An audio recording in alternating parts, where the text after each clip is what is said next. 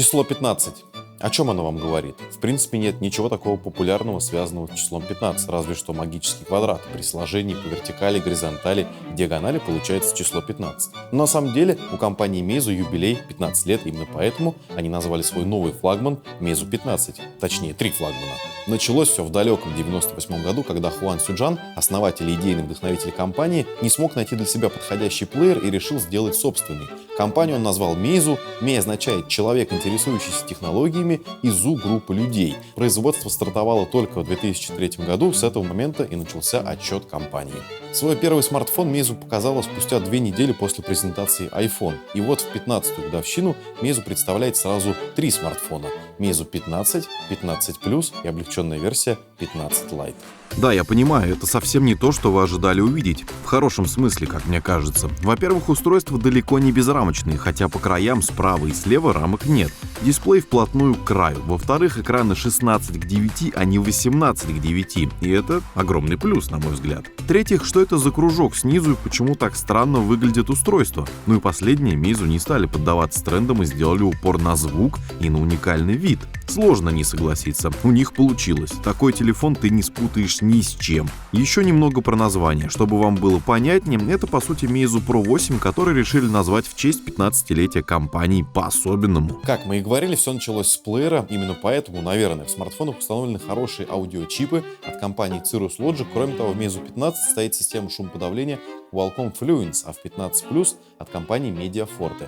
Здесь было бы глупо убирать джек 3,5 мм. Его, собственно, и не убрали, вот здесь есть. Про беспроводные технологии тоже не забыли, но почти. Здесь установлен Bluetooth версии 5.0, он и энергоэффективнее, сразу несколько устройств можно подключать. Правда, только в Meizu 15 и 15 Plus. В Lite 4.2.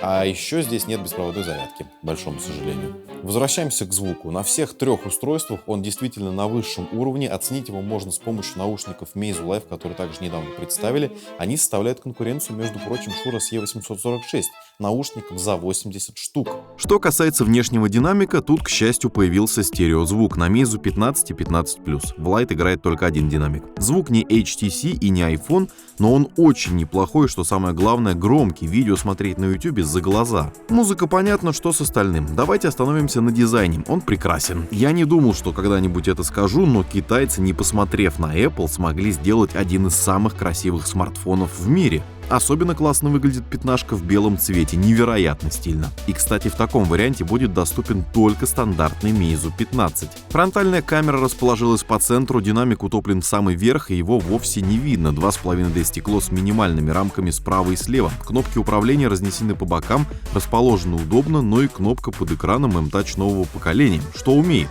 Во-первых, молниеносная разблокировка на уровне Mi Mix 2S, одна из самых быстрых в мире. Касание, действие назад, а вот действие домой производится путем усиленного нажатия и отдает приятные вибрации, как на айфоне. Можете называть это китайским Taptic Engine, но вибра действительно как у яблока.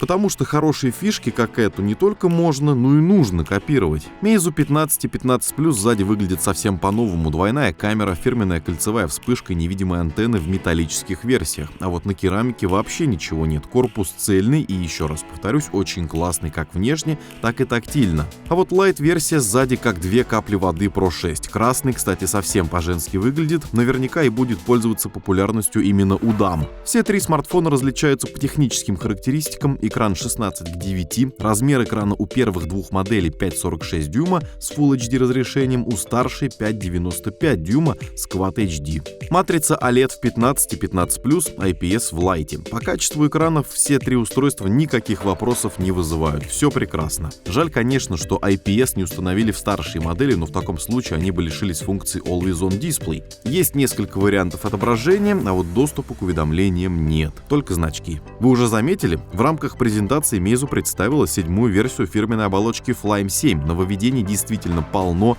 новый внешний вид, иконки стали симпатичнее, наконец-то добавили возможность изменять масштаб всей системы, а не только шрифтов. Слава тебе, Хуан Сюджан. Новый вид уведомлений. В параметрах можно вообще все под себя настроить, очень много полезных пунктов. Появилась возможность сделать резервные копии в Google Диск, прямиком отдельная кнопка под это есть, чуть переработали пункт батареи, в общем, много всего интересного, будем разбираться. Стоит только отметить, что так и не исправили размеры иконок. Нестандартные меньше стандартных. А еще где наши 5 иконок в ряд в лаунчере? Meizu. Едем дальше. Что по сим-картам? Везде по 2, а в Lite-версии вообще гибрид, можно вместо второй симки вставить microSD. Ситуация по бендам LTE здесь следующая. В Meizu 15 Lite 10 бендов, в 15 11, в 15 Plus 9. Почему такой разброс? Из-за процессоров. Они во всех трех моделях разные. Например, в 15 Lite установлен Snapdragon 626. Это чуть улучшенная версия Qualcomm Snapdragon 625, которая, например, установлен в прошлогоднем Mi A1, в Redmi 5 Plus и в том же Meizu M6 Note. Оперативной памяти 4 ГБ, встроенной 32 или 64. В обычной модели 15 тоже 8-ядерный процессор, но уже и поновее, и помощнее. Snapdragon 660 с Adreno 512, такой же установлен в Nokia 7 и Oppo R11s+. Оперативной памяти 4 ГБ, а вот встроенный уже 64 либо 128.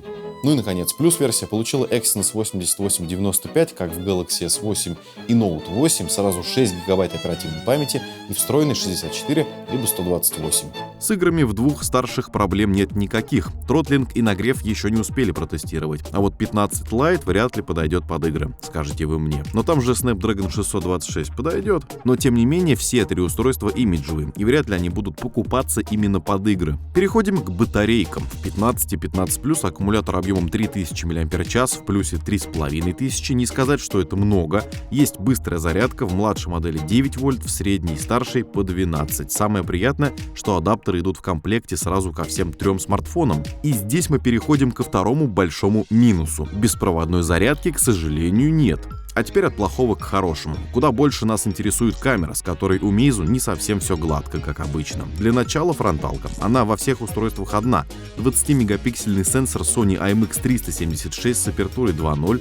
Приятно, что не какой-то OmniVision, но с другой стороны, зачем такое разрешение? Очевидно, для любителей селфи. Результатом должны остаться довольны пользователи, качество хорошее, но не идеальное. Просто ок. Все, не тяну, переходим к основной камере. В Meizu 15 Lite она одна, 12 мегапикселей с размером пикселя 1,55 микрон и светосилой 1,9. Сенсор Sony IMX380, такой же установлен не где-нибудь, а в Google Pixel 2. Фокусировка фазовая. В сети до анонса всплывало пару кадров, сделанных на новый флагман, в ночное время и портрет, и если размывать младшая модель не может, то вот снимки в темное время суток получаются неплохими, но по большому счету модуль хоть и от пикселя, а вот качество от Meizu. Хотя телефон и не претендует. А вот в Meizu 15 и 15 Plus установлены практически идентичные камеры, различия только в зуме. У Plus есть трехкратный, как в Huawei P20 Pro, это круто, чтоб его. Основная линза все на те же 12 мегапикселей, IMX380 со светосилой 1.8, вторая линза Televix с разрешением 20 мегапикселей, светосилой тоже 1.8, сенсор IMX350, такой используется в OnePlus 5. Фокусировка не только фазовая, но и лазерная. Вспышка 6-сегментная, фирменная, защищает камеру сапфировое стекло. Если сравнивать с Meizu Pro 7 Plus, то прирост по фото значительный, фокусировка быстрее, мажет меньше, портретные снимки лучше. Ночью тоже неплохо, для сравнения возьмем iPhone 10 и HTC U11 Plus. Прям вот совсем ночью, скажем честно, у всех трех результат так себе. Но Meizu ни в чем не проигрывает ни iPhone, ни HTC. У основного модуля есть оптическая стабилизация, которая поможет снимать 4К видео с минимальными подергиваниями, справляется на ура. DxOMark еще не дали свою оценку данному флагману, но я бы сравнил его с 10-м айфоном. У десятки камер сейчас далеко не самая лучшая, но все равно неплохая. Вот Meizu 15 ничем не хуже, только зум побольше. В продаже в России новинки появятся во втором квартале этого года, российские цены пока не объявлены.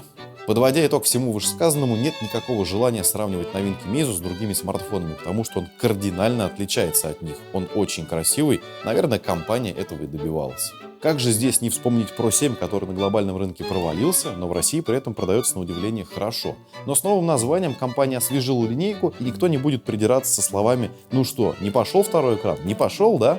Очень хочется верить, что смартфон стрельнет. Он сбалансирован, и это, наверное, лучший релиз Meizu за последние несколько лет. Из плюсов можно отметить наличие джека, встроенного ЦАПа, соотношение сторон 16 к 9 и удобную эргономику. Он идеально лежит в руке. По крайней мере, 5,5-дюймовая модель. Вот эта беленькая. Без минусов тоже никуда. Будем ругать Meizu за отсутствие NFC в очередной раз, за отсутствие беспроводной зарядки, за OLED-матрицу, но здесь, конечно, очень субъективно. И вместо итога будем тестировать, но по первым впечатлениям телефон очень понравился. Действительно бомба. Осталось проверить, какой он на ударопрочность. Или не надо? Ну ладно, на этом все тогда. Вы сами-то как впечатлились от телефона? Напишите об этом в комментариях. Кроме того, не забывайте подписываться, нажимать на колокольчик, чтобы не пропустить все новое о всех новинках от всего сердца. From my heart. Не вырубай, не вырубай. И подожди, теперь вырубай.